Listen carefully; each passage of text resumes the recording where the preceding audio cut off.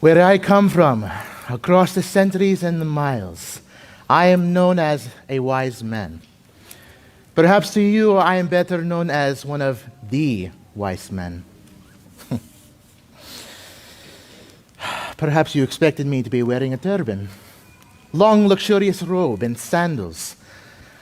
But the Christmas message is not only one from my time, but also from this time. And I come before you arrayed in garments befitting the wise men of your own time and culture. They call me a wise man where I come from. As you look to me this morning, as many from my home have looked to me for wisdom and advice. There is glory and honor in that, I suppose. I am a scholar, one would say in your language, and my head is full of all the learning from my home Babylon, a great and old civilization Babylon, now known to you only from crumbling ruins and clay tablets, preserving a scant remainder of our knowledge. Wise man. It started before I was a man, when I was but a boy.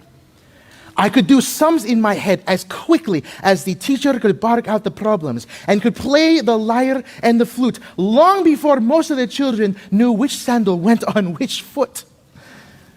A prodigy would be your word for what I was.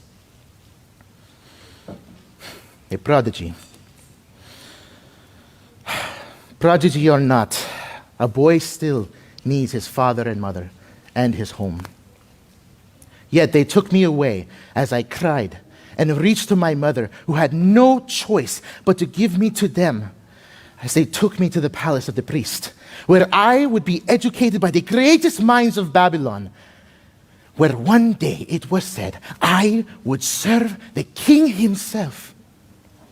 A whole life devoted to words and scrolls and formulas, proverbs and astronomy and philosophy. I have read every scroll in the great library, read till my eyes had grown weak, and I can no longer read but the largest writing. My head is full of knowledge from all over the world, and yet it leads nowhere. My learning is to me like a loaf of bread made from sawdust.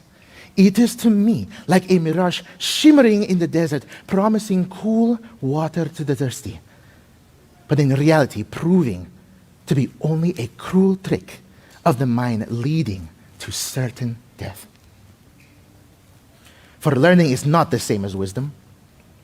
It can explain nothing about why I have been put on this earth. Nothing about why there is so much suffering and pain. Nothing about the meaning of our brief lives.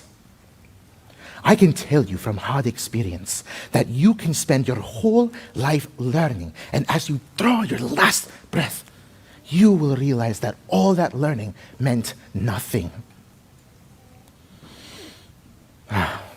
But the stars,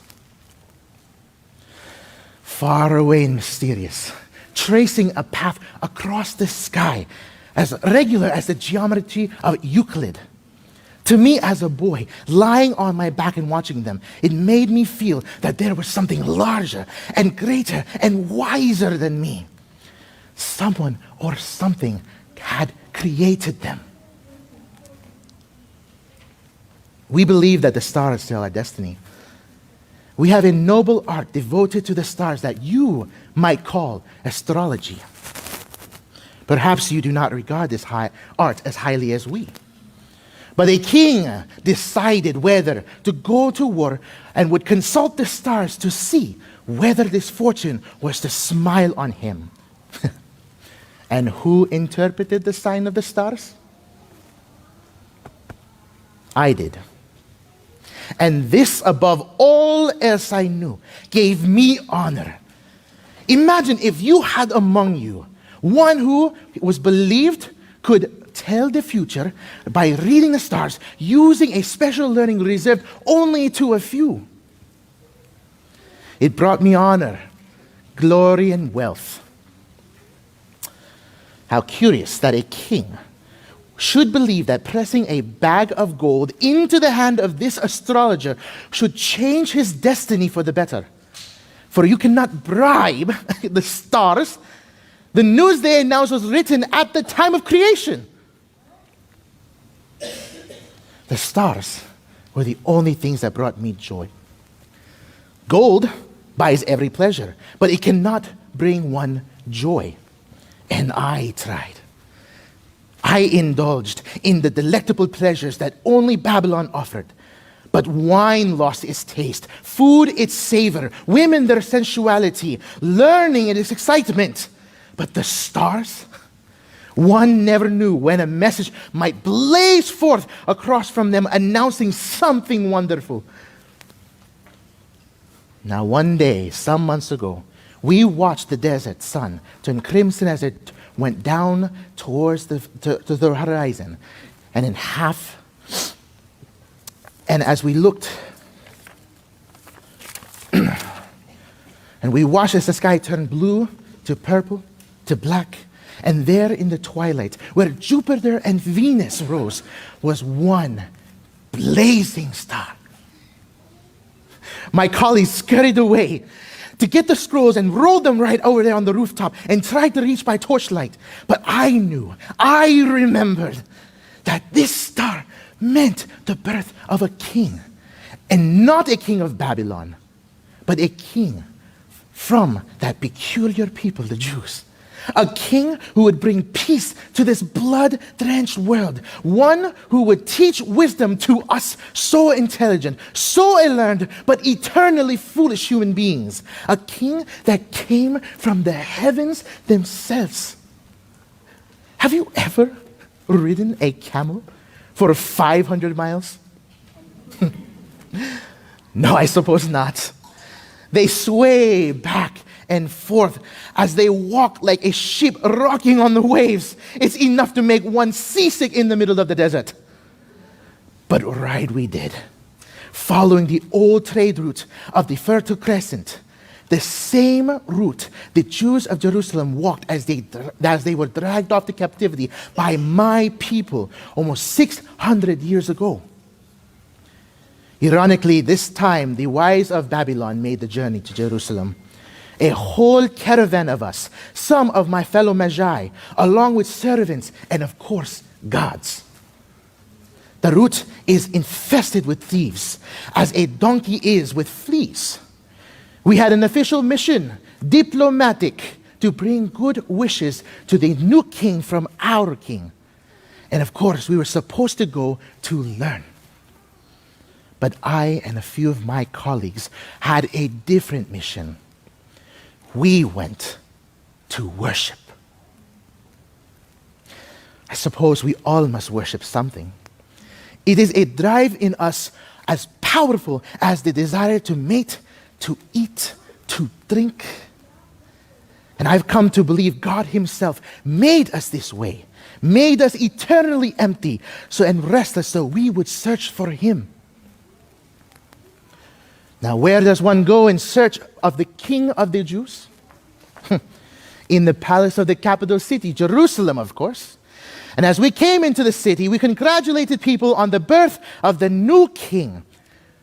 The expressions on their faces, though, as if we were threatening them with drawn swords. Virtually no one spoke to us. Some fled when we asked them where we could find the new king.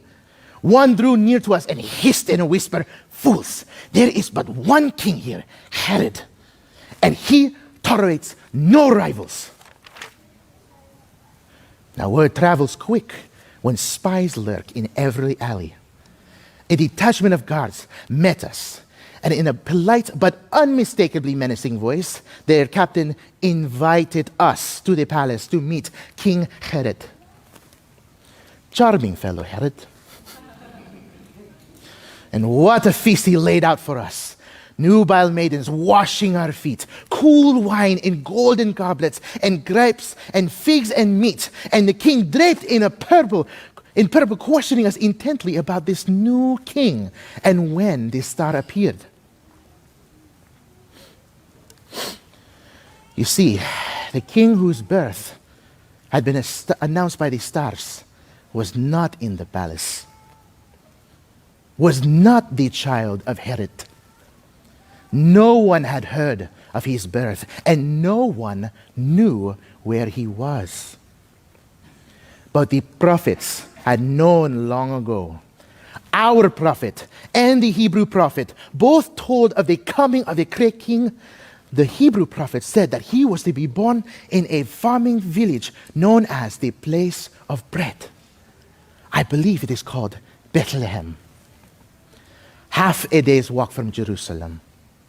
The Herod waved us close and said, I too wished to worship this new king.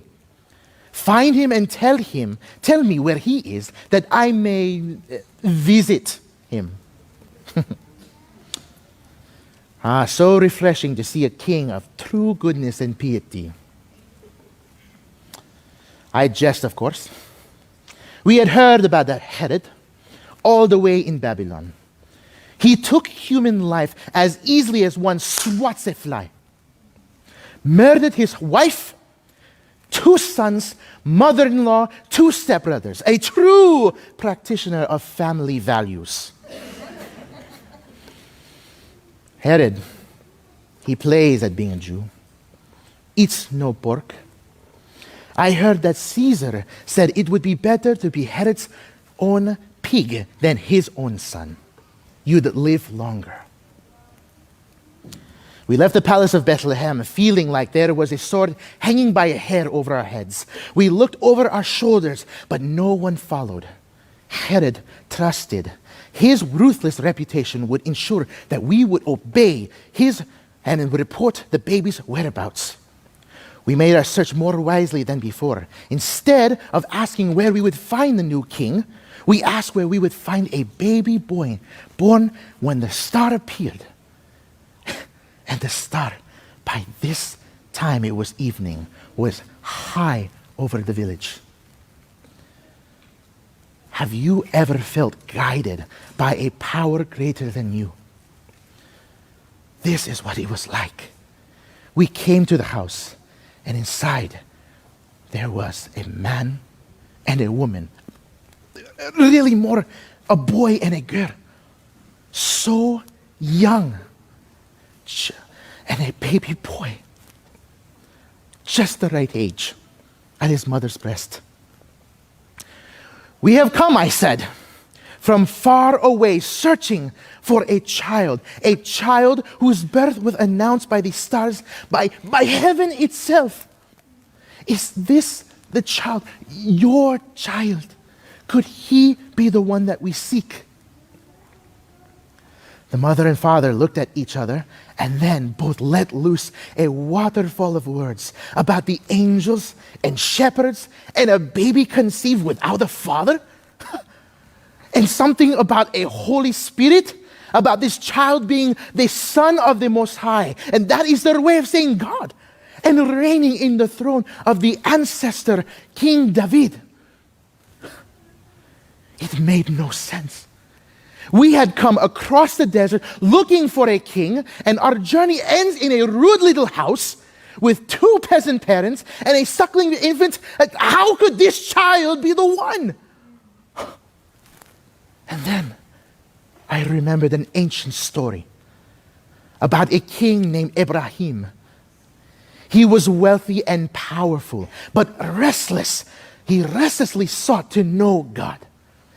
One night, the king was roused from sleep by a loud stomping on the roof of his bed. And he called out, "Who's there?" A friend came in reply from the roof. "I've lost my camel." Perturbed by such stupidity, Ibrahim screamed, "You fool! Are you looking for a camel on the roof?" "You fool," the voice responded. "Are you looking for God in silk clothing and lying on a gold bed?" This I had not considered. What could it mean, a child born like this? A king would also be a servant. Who would know what it was to suffer? And they called this child the Son of the Most High. born like this, come as a baby, one of us. It was too much to take in. None of my learning prepared me for anything like this, and I recognized that I could not do anything. All I could do was bow and worship something greater than my understanding. It was late, so they offered us hospitality, and we crowded into the little house. During the night, I heard the baby squalling and thought of Herod, and fell into a terrible dream about Herod snatching the child from his mother's arms, holding it by its feet, and cutting it in half with a sword, and the star above exploding, and its flames consuming the earth. At that moment, I realized that by coming here, we had caused the possibility of this child's death. I woke my companions, and we pressed gifts into the hands of the astonished parents, told them that they too must fled Herod, and we left well before dawn. Went out into the desert, far away from Jerusalem. As we drove our camels beyond their endurance and looked behind us for the clouds of dust that would signal the approach of Herod's horsemen. How well I remember that trip home to Babylon. When we made camp for the night, I slept little, my mind racing as I tried to make sense of it all. A star, as if heaven themselves rejoice and bow down at the birth of this child. A star announcing the birth of a king of the Jews to the Babylonians, ancient enemies of the Jews. An innocent baby born in a rude little house, feared by a ruthless king living in a splendid palace. A baby hated by the powers of this world. A child called the Son of the Most High. Yet I knew that I had been in the presence of something greater than myself, something I could at last worship. I knew, after all my striving, that there is hope for me and this sad, tired world, that a king, and more than a king, God himself has come down, and I will never be the same. The world will never be the same. And I was given a gift by heaven itself to see, to hold, and to touch the child. On that night so long ago, I believe I was given the wisdom, the beginning of wisdom. Thanks be to God. Amen.